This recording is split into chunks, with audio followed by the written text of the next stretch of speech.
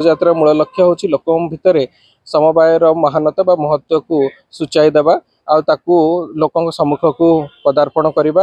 आपण मैंने जानते समवायर गठन असमानता तथा पुंजीवादी विरोध में होता तेणु श्रेणीविहीन तथा शोषण मुक्त समाज गठन में समवायर भूमिका अनिवार्य। यही परिप्रेक्षी में आज जो विषय वस्तु अच्छी जे आत्मनिर्भर भारत रे समवाय एक माध्यम ताकू लोकों भितर आम सुदूर प्रचार करने को चाहूँ। लोकल फॉर भोकल जो जिनसा आपण मैंने जानते जे समवाय गोटे केवल गोटे जीवन शैली बंचवा राह नुहे हूँ लोक मानकर अंगांगी भाव जड़ित गोटे विषय वस्तु।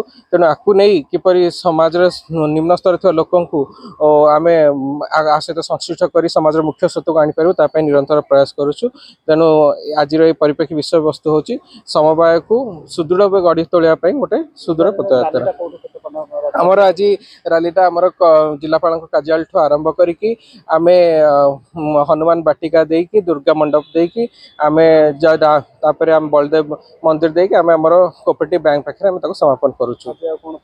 आज आज पई आमे पदयात्रा रखिछु तापर जेहेतु आम समवाय 14 ରୁ 20 तारीख भीतर हेबो आ भीतर आमे गोटे सेमिनार भी आयोजन करूछु लोग इंटेलेक्चुअल्स मानको नेकी तापर हमर अनुष्ठानिक भाव गोटे जिला स्तरीय उत्सव मध्य ए परिप्रेक्षी पालन करा जिवो। निखिल भारतीय समवाय दिवस पालन जो सप्ताह पालन अवसर में आम समस्त को आह्वान करुचु।